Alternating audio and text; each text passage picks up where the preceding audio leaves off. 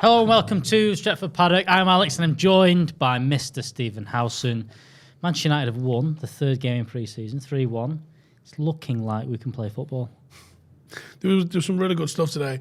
I want to be very mindful of the fact that Crystal Palace have got like one player.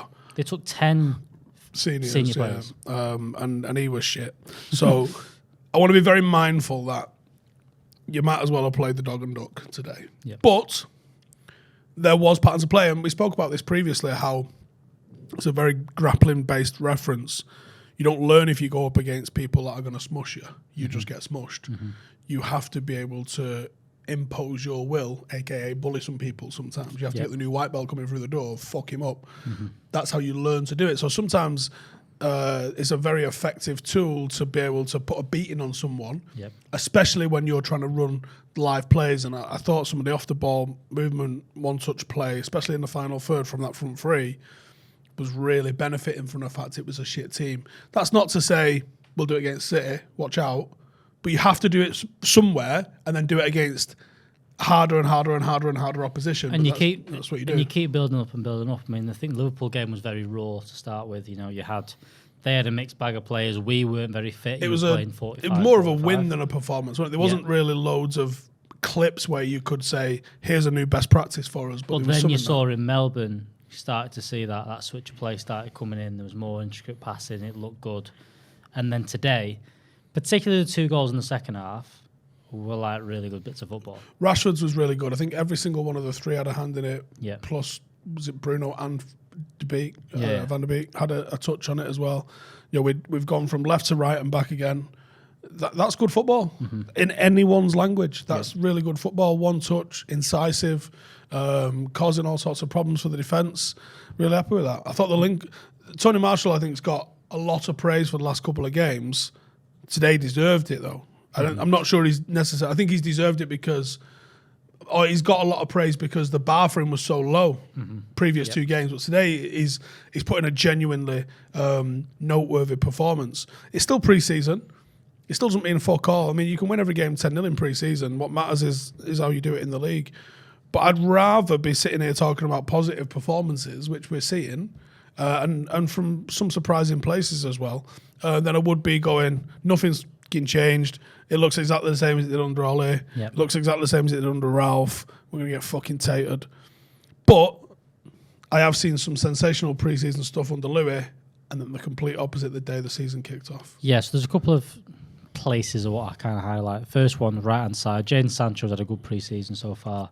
I think he's been our best performer. What do you make of him and Delo? Because it's starting to be... I felt like he was going to rotate today, and he rotated Shaw and put Malacia in, whether that's a sign of who's going to start, whatever. But that combination of Shaw and Sancho and Delo, seems to be something that's working and seems to be something that Ten Hag's liking. Delo has had spells of good football in him, and we knew he was someone that could play football. Certainly when you hold him up against Wan-Bissaka and you look at his technical abilities, he's a better footballer than Wan-Bissaka.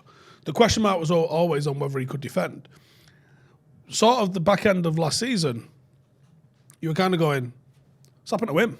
Yeah, he couldn't do either. He's gone to Italy, learned how to defend and forgot how to attack. Which obviously is a very Italian football kind of trait, certainly for a fullback. But we know that there is a footballer in there. One of the best attributes about him was his crossing, and then that just disappeared last season. That was purely looked like he was playing for Wigan Warriors. He was just trying to hit 2-pointers every time. If you can get him playing with the ball and moving it forward, he is a better footballer than Wan-Bissaka. And I don't think he's the perfect choice to be our starting right back going forward. But you're not going to replace every single position in one window. So you might have to make do in a couple of spots, and that might be one of the spots you have to make do. If he ends up building a relationship with Sancho where it works, sweet. Let's sit on that, and we'll change that next season when we can afford to. Yep. You then moved into midfield. Scott McTominay and Fred played the first half like they have done for most of it. Don't think either of them were extremely bad or extremely good. I think they were okay. Donny van der Beek came on at half-time, played 15 minutes alongside Fred, and that was where we scored our 2 goals. That's the first time you've seen Donny play a little bit deeper. Do you think there's a chance that he plays in there? Do you think that's For me, it's a more easy transition for if we do get De Jong, if Donny van der Beek's been training in there alongside Fred. Do you think we're going to see that? And were you impressed with what you saw over the first 15 minutes or so? I thought that was Donny's brightest performance. Easily. Yeah, but because he was almost anonymous in the first 2 games. So it was a good performance from him. That'll do his confidence no danger whatsoever. Yeah, I think a little bit higher up, being in that number 10, that sort of isolated position, which he's played under Ten Hag before, so it shouldn't be new to him. It's just, it's a couple of years since he's played it, I guess, in the system. He was getting a bit isolated, wasn't really getting on the ball, didn't look like he could take it with his back to goal, was kind of getting ran past when the opposition was playing out from there. It just looked unsuited to that position. That could just been down to confidence, that could just been down to other factors that we're not aware of. But yeah, today he looked better with the pitch in front of him rather than with his back to goal. I think he looked a lot better. I think Scott McTominay's got to be worried about his place in this team for me, because I think Savage and Zidane are putting in better technical performances than him. This is a technical manager, by the way. I think they had the worst. I think they had their worst game today. But I think again, coming on midway through a half, it was no worse than McTominay's. No, but I think they coming on midway through the half. I felt that last half an hour was chaos. You then had obviously the sending off as well. I don't think that was too much. Yeah, I put the sending off as last 5, wasn't it? Yeah. But I think it was a bit disjointed. But there was something Zidane did that I remember going, that's really good technical stuff. And it was under pressure. He's taken the ball off to the left hand side of the pitch, and he's played a brilliantly weighted pass in for Elanga to Elanga's back foot. Yeah. I can't tell you how important the detail on that is. One of my problems with Tony Marshall's link-up, not this last week, he's been good this last week, but one of the things that used to frustrate me last season, his link-up play was quite often behind someone. Mm-hmm. Like, he would give it and then demand it back off them because he's put them in a worse position. What Zidane did was say to Elanga, get after that. Yeah. And then Elanga beat his man, and I can't remember what happened, if he had a shot and he went out. But he moved the play forward by the detail that he put into his pass. It was perfectly weighted to just land at the back foot of Elanga, who then had to do nothing to take it in his stride and move it up the pitch. So I think even though it wasn't a very showy performance, there was technical details and stuff that I was seeing that was really good. There was a couple of times when the midfield kind of got overrun a little bit, and I thought Charlie's recovery runs were really good. That's something that he's got instinctually, I think. So even though, it wasn't... None of them looked like Pirlo today. None of them was doing anything very showy. I thought there was real quality in what they were doing in their performance. So I think Charlie, I think Zidane, I think Donny, probably Fred as well. I think they're all playing at a higher level currently than McTominay is. Yeah, I can agree with that. David De Gea, the goal went in. Again, a bit of not a clanger, but it was one he should definitely save. Set piece again, wasn't it? Like, United have been shit at set pieces despite getting a new set piece coach. I don't know if he's still there. The only thing with that is one he still there? I think he is. Yeah, he's the one that kind of stuck around. But Tellez was the one marking the lad that scored the goal.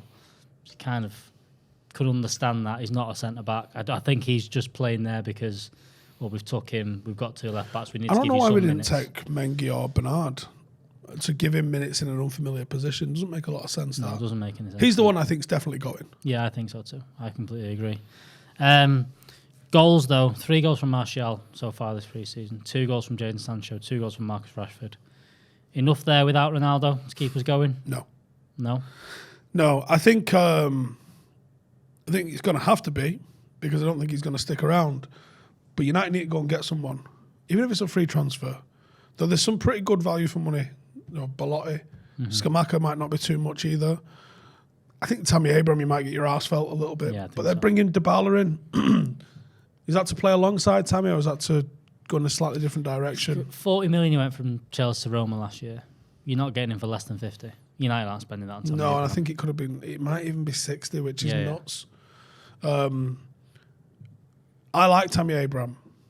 There's some talk of Ivan Toney. Did they maybe think Ivan Toney would play back up to Tony Marshall? It's probably more shout, yeah. Yeah, and maybe that's what they think. Do you know what?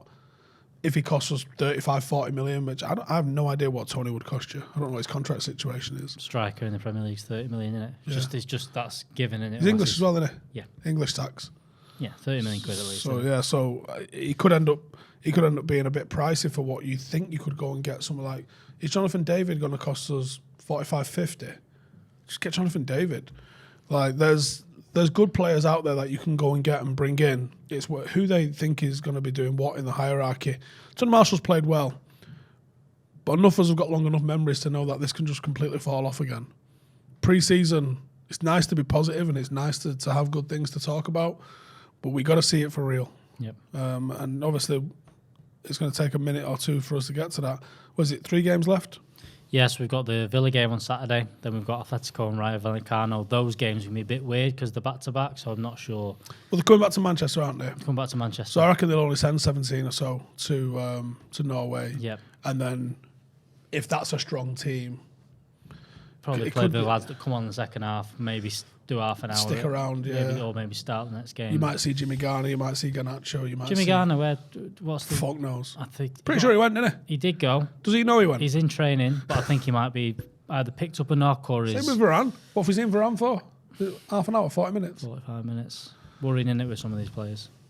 But it's better to be winning these games than losing them. Yeah, I'd rather sit here and talk about the positive things that we've seen, and even if people think that, oh, it's pre-season, stuff going on, we say, well, I want to talk about what we've seen. Well, that's it. If we'd have lost this game to Crystal Palace 3-1 today, it would have been a meltdown. If we'd have lost the game to Melbourne, if we'd have lost 4-0 to Liverpool, it would have been Ten Hag's out of his depth. May as well cancel it now. That's it. That's it. Like you've gone in, you've put stuff in place. The confidence from the players will be really good at the moment. They'll be enjoying the graft. They'll be enjoying seeing the fruits of the work that they're doing on the pitch. They're all positive reinforcements that the gaffer can use to be like, look what's going well, look at what's going well.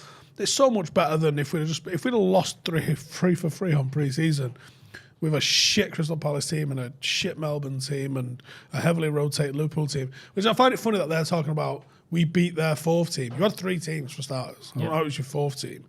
And you had your main first team playing against our kids and we beat you 1-0. Yeah. Can't knock it. At the end of the day, it doesn't matter. Nope. But don't stop fucking calling it your 4th team. No, absolutely not. But that's going to be all for us. If you want to say it was pre-season, fine. I agree with you. Yeah, it is pre-season, but you still lost. 4-0. It's great. Right, that's going to be all from us. Thank you very much for joining me, Steve. Make sure you are liking this video, subscribing to the channel. There'll be loads of stuff coming from the pre-season tour in Melbourne. We'll be building up to the game in Perth on Saturday against Aston Villa. On Saturday, Villa. So we'll have everything here, as well as some good interviews. There's an interview with Rob Dawson coming out at 7 o'clock tonight on the channel, so make sure you're checking that out. Cheers, Steve. See you later.